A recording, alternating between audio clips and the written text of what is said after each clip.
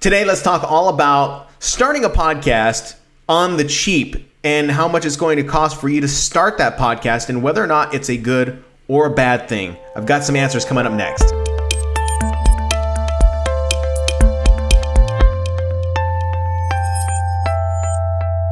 Hey there, my name is Shannon Hernandez, radio broadcaster, podcaster, and podcast producer. And today we are talking all about how to start a podcast on the cheap. In fact, I really don't like using the word cheap. In fact, I had a really tough time naming this video because I don't like using the word cheap. And the word cheap implies something that doesn't have a lot of value. It can be used once and then it's more disposable. So you could say that we're looking to start a podcast on a budget, but still, there are some pros and cons to starting a podcast on a budget. And I understand there's a lot of people out there looking in YouTube, and that's why you've probably stumbled on this video. It's because you're looking for the cheapest possible way to start a podcast. You are passionate about something, or maybe you feel you have the talent to do something, and you think that the world can benefit from it. You just don't know how, and you say, well, I don't want to spend a whole lot of money doing this, but I want to do it. So let me try and answer some questions for you as we delve into today's video, okay? So we have to ask a couple questions right now, or you may be asking yourself a couple questions, is how can I get the best results of starting a podcast at the cheapest possible price? And this is the first question that I asked when I first started a podcast. It was like 7 years ago when I had bought a Blue Yeti microphone, and I was with my buddy Jimmy, and we were trying to do it on the cheap, and everything required me to actually have to upgrade into something else. And we'll jump into that here very shortly. But you might have also asked yourself, how can I get my podcast to become really big without having to pay a lot of money? So this would be called scaling your podcast, or making it a lot larger or grander without having to pay money. When people come in and they get on my email newsletter list, or they get the essential equipment guide that I'm going to go ahead and leave in the description down below, or you can get it right up here on this screen if you tap. What happens is that when they get that equipment guide, they are also sent a survey, and over time I have collected data, and I've gotten data from podcasters as to how they're podcasting or what type of podcaster they are. And there are some data that I think is important that you should know about right now, okay? 36% of the respondents to my survey say they want to see their podcast grow into something, but they just aren't sure. They're a hobbyist, but they want to see it grow, but they just aren't quite sure. They don't know the strategy that goes into this, okay? 27% say they are a serious hobbyist who want to turn it into a business, but they just don't know. 33% say they're already using their podcast for a business, and they want to learn more about how they can create more opportunities for business with their podcast. And the remaining 3% are just hobbyists. They're just doing it on their own, okay? Now, if you ask me, the first three results on this list are actually people who think they have something that they can offer to the world, some type of benefit, or what I would like to call a profit. They like to leave a profit onto the world, but they aren't sure how to do this, all right? So I certainly understand where you are coming from when it comes down to saying, I need to purchase equipment for my podcast, but I don't have a lot of money. I understand that. That's why I want to have you watch this video and understand where the industry is coming from versus you trying to save a few extra dollars here or there, okay? Some things you need to determine when it comes down to your philosophy of why you want to start a podcast are going to be based around a couple of questions, all right? Now, if you're just starting out, you need to determine, how serious are you about podcasting? If you're kind of tepid, lukewarm about podcasting, you're like, oh, I'd like to start a podcast, but I just don't know what it's going to take.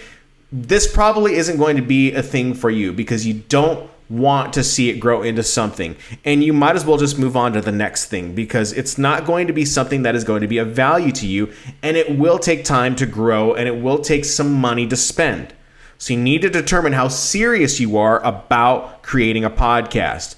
Number 2, are you willing to spend money on better equipment? You can start out small, but are you willing to spend more money on better equipment?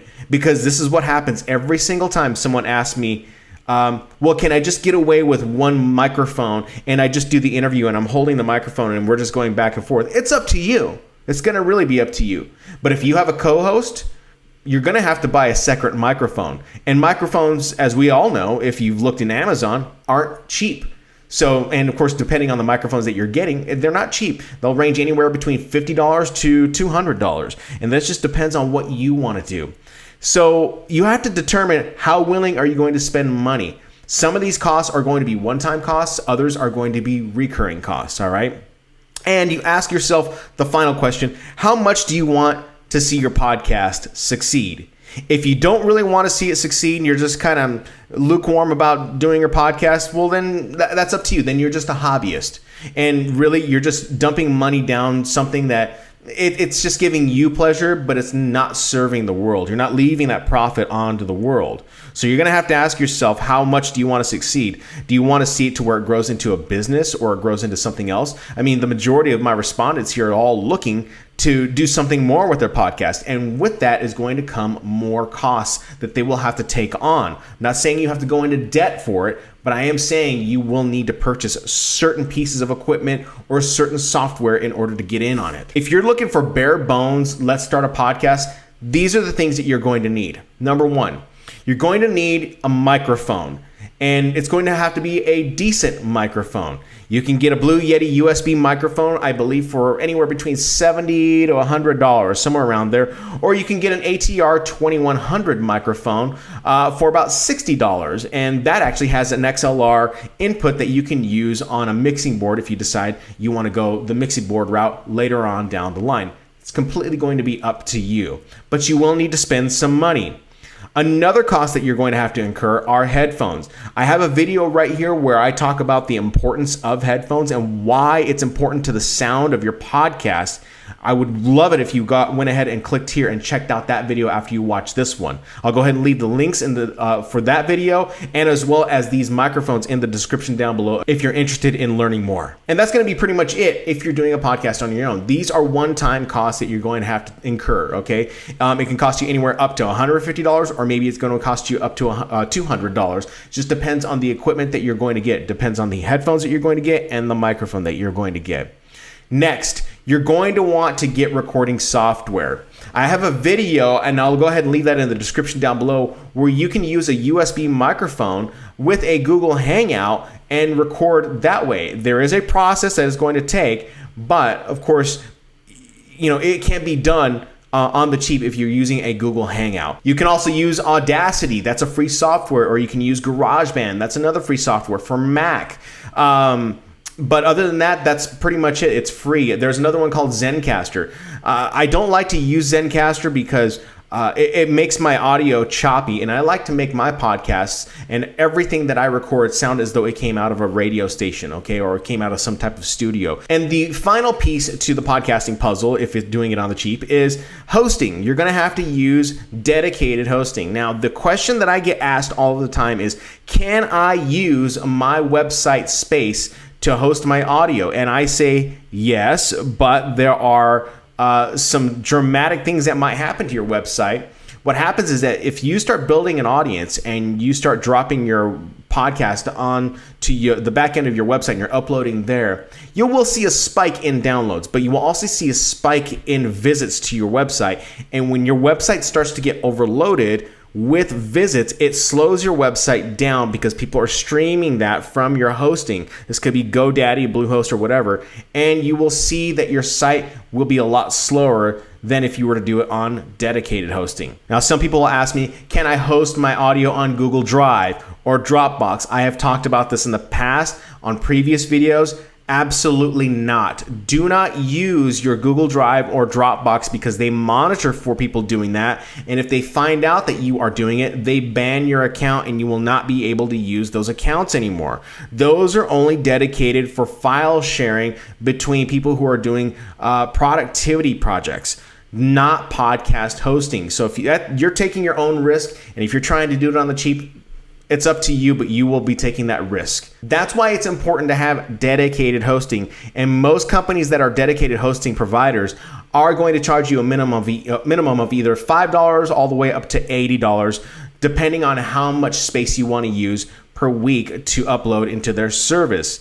If you're getting a $5 plan, likely you're not getting very much space and you're only getting maybe a few minutes worth of creating a podcast, and it can only be done once a week. All right, so your content is going to be a lot shorter, maybe just a few minutes, and then that's about it. Or you can go into a $20 plan, which is more than enough space every week for you to upload quality content for people to consume. But you will need hosting. I mean, that's just part of what this game is all about. In order to make something great, you have to spend money in order to create that and send it out into the world for people to see. And if you're thinking about uploading your podcast to YouTube with just a title card, this is something that you should absolutely not do. I understand that YouTube uploads are free services, but you need to respect the platform for what it is. It is a video platform, not an audio platform.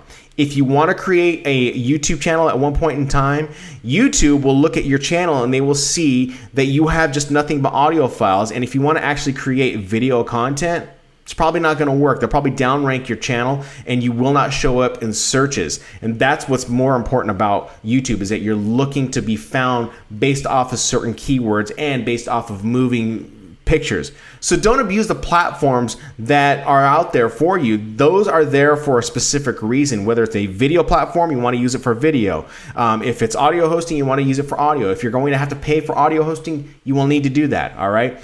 Audio hosting will always be a recurring cost. All right. Now, if you want to jump into the next level and you want to start having guests, that's another thing. You're going to have to buy more equipment. That's why I recommend you check out my Essential Quick Start Guide that is down in the description below. That will give you more details on what you need to do to get started with a podcast. Now, if this video has been very useful for you, go ahead down below, leave a thumbs up, and don't forget to subscribe to my channel. And of course, get on my email newsletter list. That's where I keep people updated on what is happening with me when I can't put it out on a video for yourself. And of course, share this video with your friends who are looking to start a podcast. And I'd love to hear your comments, because I do get into the comments and I talk to all of you guys. Tell me, how are you starting your podcast? Are you going to be doing it on the cheap, or are you going to be rethinking about how you are going to start your podcast and how you're going to find the money to buy the hosting and buy the equipment? I'd love to hear it.